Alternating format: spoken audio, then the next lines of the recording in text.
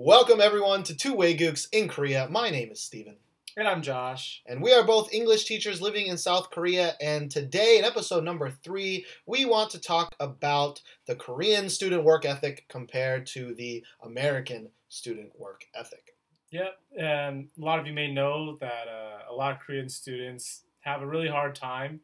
They study very hard in school, and after school ends, they go to Hagwons or academies and basically study some more. Yeah, so I teach at a middle school here, and I teach at one of the better middle schools in our city, while Josh works at a high school. I teach at a high school, and it's one of the kind of lesser, pretty low-level students. There's not an entrance exam to get into this high school, and a lot of my boys will go to pretty much straight to work right after they graduate high school. A lot of them aren't planning to go to college, things like that. Yeah, it's like a technical, vocational kind of high school. Yeah, technical, vocational high school, yeah. And almost all of my students will go to a nicer high school and will probably go to college. But in general, the first thing we want to talk about is kind of the daily student life. Now, ours might be a little bit different, but for my students, they wake up, whatever time it is, they do all their shit, dress up, put on, well, actually, they're not allowed to wear makeup. Yeah, they're not allowed to, dye their hair. But they do spend a lot of time on their hair. I will say that because I've seen them spend a lot of time on their hair, especially the guys. Because that's the only thing they can semi-okay personalize. I don't know if that's the same in your high schools. Yeah, I mean, yeah, the haircuts pretty much all look the same.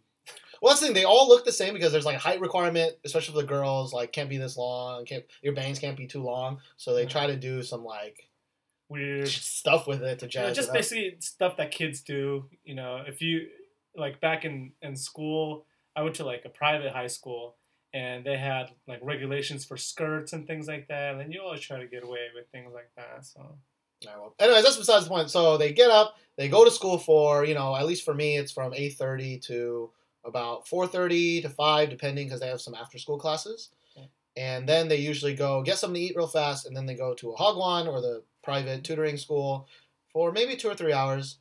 And then they usually go home and then study even more, sometimes until 11 or 12. Now, those are the better students. Usually girls. Most of my boy students they'll still have to go to Hagwon, but they usually go to PC Bang afterwards. Yeah, play games, eat food, just hang out. Sometimes smoke. Smoke, yeah. Actually, yesterday, 3 or 4 boys got caught smoking. And they're first graders, so that's 7th grade back home. What is it, 13 years old? Something like that, right? 12, 13? 12, 13, I think. Yeah. 12, 13. But how about for you? I know your students are a little different. So my students, they are coming from poorer backgrounds. So some of these students are either, they didn't study very hard in school, or they just come from a background where they can't really attend some of the, pricier schools, or they can't necessarily go to Hagwons. So maybe I want to say a fourth of my students go to Hagwons, and maybe half of my students actually work part-time jobs, which is pretty sad when I think about it. Yeah, Hagwons are really expensive here. Yeah, really expensive. Even the bad ones are still expensive, and the good ones, quote unquote, are even more expensive. Yeah, so my boys are well, and some girls. I have some girls. For me, it's about an 80-20, maybe a 90-10, depending on what grade you're looking at. But most of the boys, they do some sort of part-time job either on the weekend or after school. And I talk to some of the kids, and they say, "Oh, well, I work a part-time job until about 9 or 10, and then they go and live in the countryside, so they have to take a bus home for an hour, and some of these kids sleep 4 hours a night." And after I talk to a few of them, and they fall asleep in my class, I kind of just feel really bad for them, and I just kind of, okay, I guess you can sleep. It's gonna be too difficult for me to keep you up.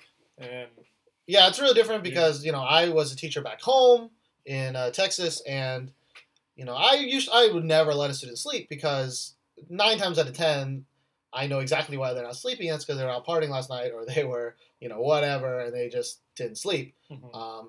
They'll show up to school with a fucking big ass Monster Energy drink, and I'm like, "What'd you do last night?" And they're like, "Oh, I just wanking. I was just doing some shit. I was just whatever." But here, that takes time. But here, you ask the kids, and they're like, "I got 4 hours of sleep," and it's like, "Why?" And it's like, "Well, I spent 3 hours on homework. I didn't get back from the Hagwon until 11. Mm-hmm. Like, I had to do chores and do this, and then I had to eat dinner, and then all that and all that." Yeah, and all that schedule is to say that like Korean student work ethic in general is like amazing. Like I used to teach honors back at home, and like it just blows them away by far. And I had some Korean students back at home that just moved from Korea, and I would ask them, how's Korean schools, because I was coming here, and they're just like, you don't understand. Like, I'm so happy I'm in America, so happy. Because even though the students work like so much, a lot of their scores are not very good because the tests here are so hard. So hard, and the competition is just insane because, if you have American students who work really, really hard, the majority of American students aren't studying, 12, 14-hour days studying. Yeah. A lot of them are doing sports or what have you, but these Korean students are all, on average, studying for hours and hours and hours a day.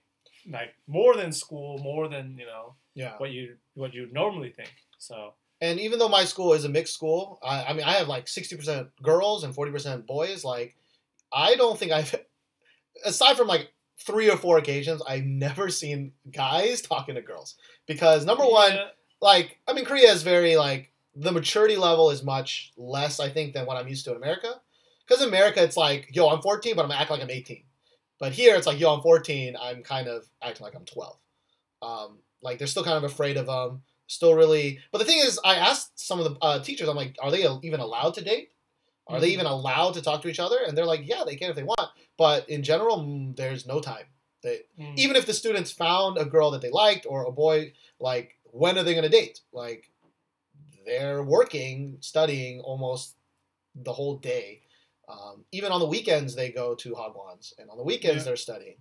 Or have part-time jobs or doing some sort of sport or... They're busy. Korean students are very, very busy.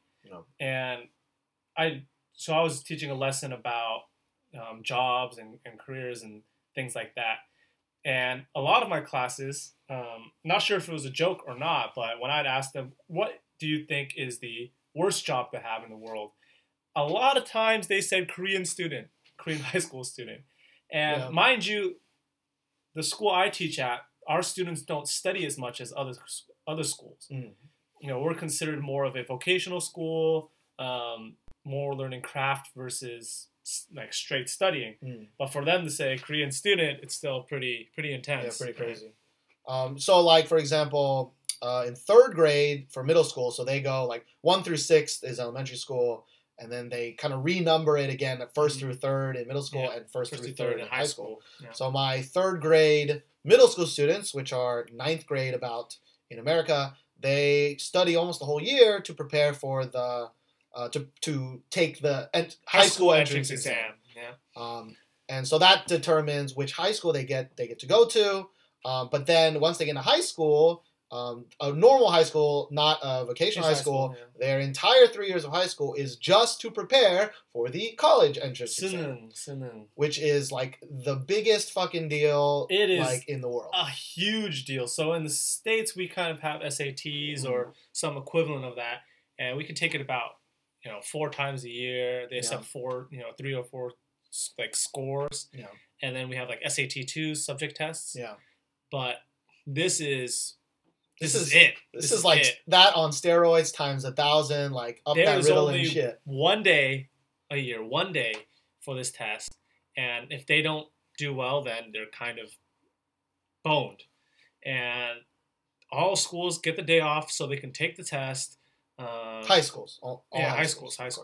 So, and a lot of other schools might start later on to give high school students like less commute or less like traffic. It's a really, really big deal. Everybody understands that, okay, these high school students are under a lot of pressure. So let's just try to make it as easy on them as possible to take this test. Like, just saying it's important is one thing, but like, for example, as you mentioned, that morning my school started late because they wanted to keep everything as traffic free as possible to make sure all the high school students get to school. All the policemen are out. Their only job is to get kids to the school on time. Pretty much, I think a lot of workplaces also kind of start late because and they're not allowed to fly airplanes over like certain zones because they make too much noise. They might distract the students.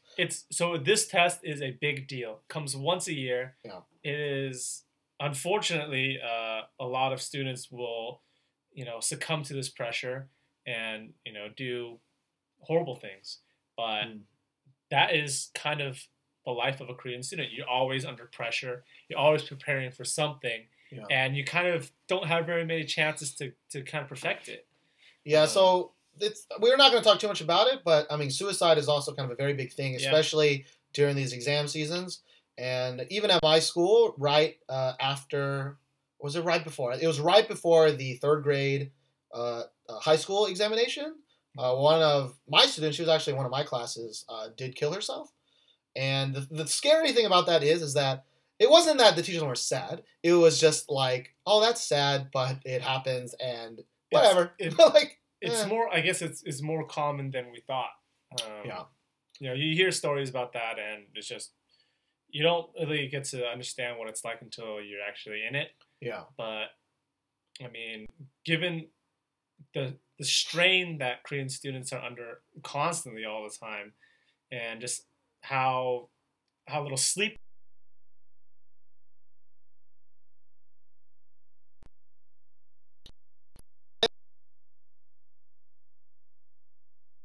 is that since I was a high school teacher, we have homework every day, especially I'm a math teacher, so we give homework almost every single day.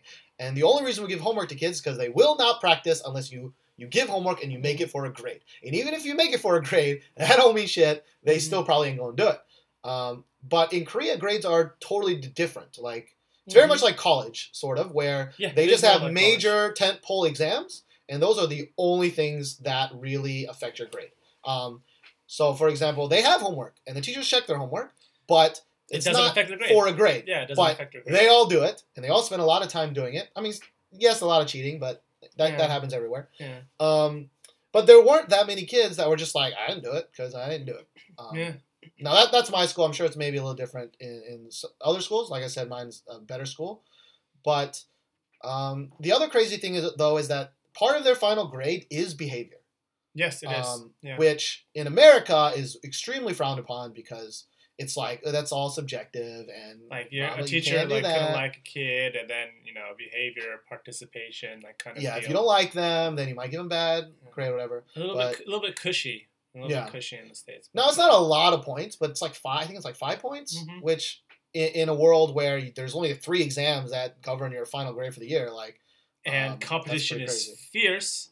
Yeah. Right? Like every point matters to a lot of the students. Yeah. And I don't know, like I think about this sometimes, which is if I were to have a kid, since I know how kind of the American school system works, and I'm learning, about Korean schools, like where would I want my student to be? Or not my student, my kid. Growing up in a Korean school system or the American school system. Yeah. And I always go back and forth because they have their pros and they have their cons both. Every school system does. Every school system does. But like the suffering that I see from even my middle school kids, let alone high school kids, because in a normal high school, a lot of kids are in school until 10 o'clock p.m. Like the teachers are also there until 10 p.m. And they just have like self-study periods after school classes. Super after school. Yeah. And it was only a couple of years ago they got rid of Saturday school, like real school. Yeah. And so, but to me, it's like, but we've seen so many like end products of this work ethic. Like For example, I have construction happening right outside my apartment. Oh, and yeah. every freaking day I send them a picture and I'm like, holy shit, like, how much work did they do in this one day? Yesterday they were laying concrete, now they're putting in windows. It's like, Yeah. what the hell? Like, it's like in 20 hours? And like when you see like these people, the construction workers, it's like, normally in America I see usually semi-younger people I'm doing it, but when I see that they all look maybe like 50 plus, they look like they've been working hard labor, their entire life. Yeah. But like they freaking work so hard. They work efficiently. Saturdays. I've seen them work Sundays. They work early in the mornings, like 6 a.m. I've heard them janking. Clanking. And like that's just one example of just how much that matters. Yeah. And one of the reasons I came to Korea was that I was really sick of the lack of work ethic that my students had in America. They have some of the best teachers. They have some of the best like freedoms to do things in the classroom.